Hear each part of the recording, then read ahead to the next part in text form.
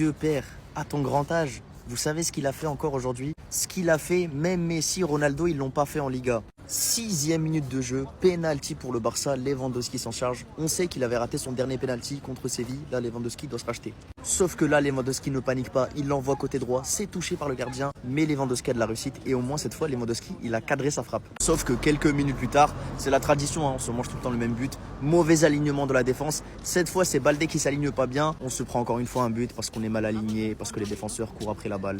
Ce piège du hors-jeu qui commence vraiment à trouver ses limites, on le voit. 37e minute de jeu, Rashford qui est sur l'aile gauche, il envoie un centre dans la boîte. Cette fois, on a un vrai buteur, on a un mec qui reste dans la boîte, à savoir réceptionner les centres comme un numéro 9 et les mettre au fond. 2-1 pour le Barça et doublé de Lewandowski. Ensuite, c'est la tradition, à chaque fois que ce mec joue contre nous, c'est R9 Ram, il est obligé de marquer un but.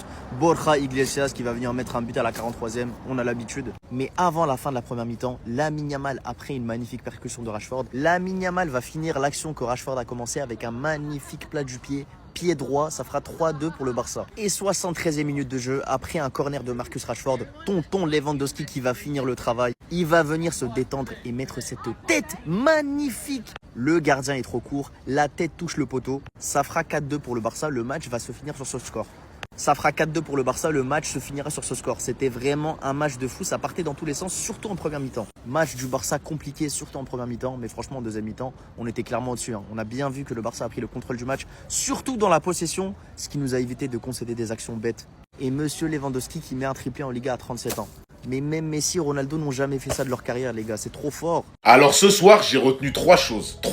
Déjà, lui, vous allez le respecter. Vous allez le respecter pour de vrai. Un vrai numéro 9. Voilà, en fait, c'est un vrai numéro 9, Lewandowski. Et il le montre encore aujourd'hui à son âge. Masterclass ce soir, triplé. Il vient encore nous faire comprendre qu'on peut compter sur lui et on a besoin de lui. Deuxième chose, Pedri manque beaucoup, les gars. Je vous jure, dans le jeu, Pedri manque énormément. Et là, ça me fait trop mal ce que je viens de voir. Il va rater l'Atlético Madrid, Alaves, Chelsea, Bilbao et là, il a raté Celta Vigo. On n'est pas prêt de le récupérer, ça va nous faire très mal. Troisième chose, non mais franchement, notre défense, c'est plus possible. C'est plus possible. Parce que là, on joue Celta Vigo. Devant, il y a Lewandowski qui met un triplé, tout ça. Mais quand on va jouer contre une grosse équipe, on va faire quoi? On va s'en prendre 8 derrière, comme le 8-2 contre le Bayern. Là, ce soir, bon, ouais, il n'y a pas Koundé. Koubarsi, bon, il a fait des petites fautes. On a joué avec Eric Garcia. Ok. Mais le départ l'année dernière d'Inigo Martinez, ça fait mal. Les latéraux qui sont plus haut niveau, ça fait mal. T'as l'impression qu'à tous les matchs, on peut s'en prendre 4, 5. Et ça, c'est pas normal. Bon, Yamal qui fait pas un si grand match que ça, même s'il est décisif, il est buteur. On sent encore qu'il est blessé, qu'il est pas à 100%. Mais même quand il est pas à 100%, il est dangereux.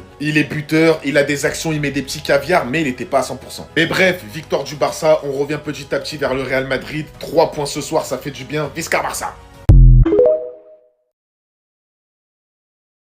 Bon, compliqué aujourd'hui, compliqué pour Lamine Yamal, mais j'ai envie de vous dire, un match compliqué d'Yamal, c'est ça, le match qui t'a sorti ce soir, il y en a, même à leur meilleur niveau, ils le font pas. On voit très clairement qu'il n'est pas rétabli de sa blessure à 100%. Il joue, il n'y a pas de souci, il joue, il est titulaire, Hansi Flick, il lui fait confiance, mais on sent clairement qu'il a des petites gênes sur l'impact, sur la vitesse, tu sens qu'il n'est pas à 100%. Mais ce soir, les haters, j'ai envie de vous dire, encore buteur.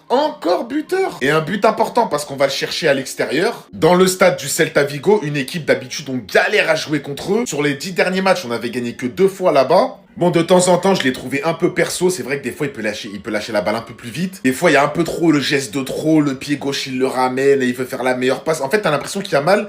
Il veut toujours prendre la meilleure décision. Peu importe le ballon qu'il a, côté, devant, dans l'axe, peu importe. Il veut toujours prendre la meilleure décision. Mais ce soir, les gars, encore une fois décisif. Pendant la trêve, j'espère qu'il va soigner sa blessure, qu'il va se reposer, qu'il va pas jouer avec l'Espagne. Mais voilà, ce soir encore, bon match de Lamine Yamal, même s'il peut faire largement mieux.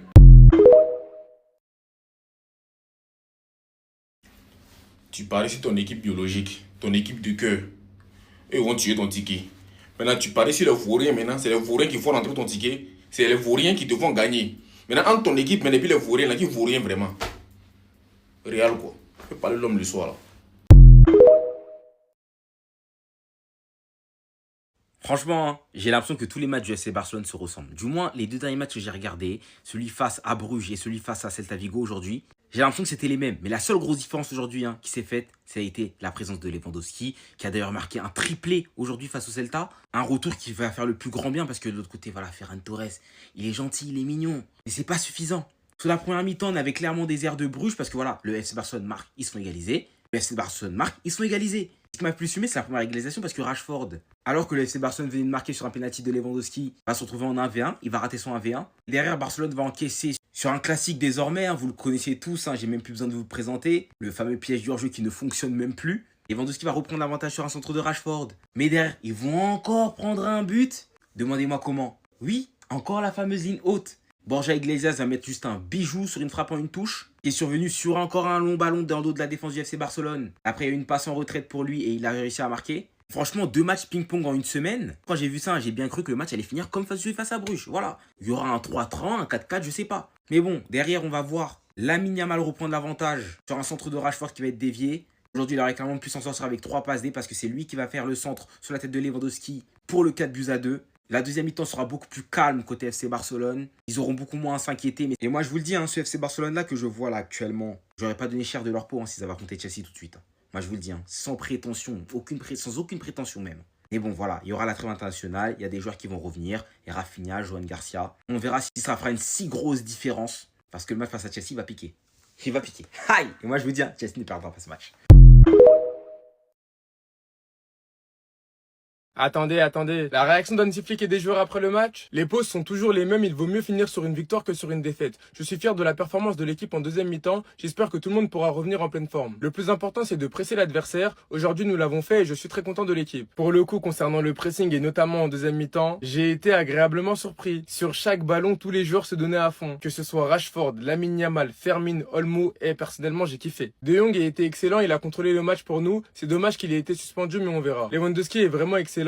Il était différent aujourd'hui, il était heureux et il a changé la donne. Lewandowski, moi je sais plus quoi dire. Il est tellement clinique, ça a abusé. Aujourd'hui, il a fait son boulot de numéro 9 à 100% et le voir à ce niveau-là, surtout à son âge, personnellement, ça m'a régalé. Je l'ai déjà dit, on ne peut pas se servir des joueurs blessés comme excuse. En LDC, on aurait pu avoir 2 points de plus, mais le point pris à Bruges est également important. En championnat comme en LDC, on va travailler et analyser pour faire mieux. Je pense que Rafinha et Johan Garcia reviendront pour le prochain match, peut-être Pedri aussi, on verra. Si pour le prochain match, on récupère les 3, juste avant d'affronter Chelsea en plus de ça, croyez-moi, je vais pleurer. Dani Olmo, j'ai eu une petite blessure mais je suis content de retrouver la forme petit à petit. Je dois continuer à travailler mais je me sens bien. Gros match de la part de Dani Olmo aujourd'hui et dans la débauche d'énergie pour le coup aujourd'hui il m'a surpris. Il a pas hésité à partir au contact, il a pas hésité à presser et voir un Dani Olmo comme ça qui se donne à fond sur le terrain vraiment ça fait plaisir. Lewandowski, nous sommes à nouveau à 3 points du Real Madrid et c'est une bonne chose pour nous. Nous pouvons jouer avec plus de confiance. Bref en tout cas n'hésitez pas à me donner vos avis dans les commentaires, histoire de savoir ce que vous en pensez et moi je lirai tout ça.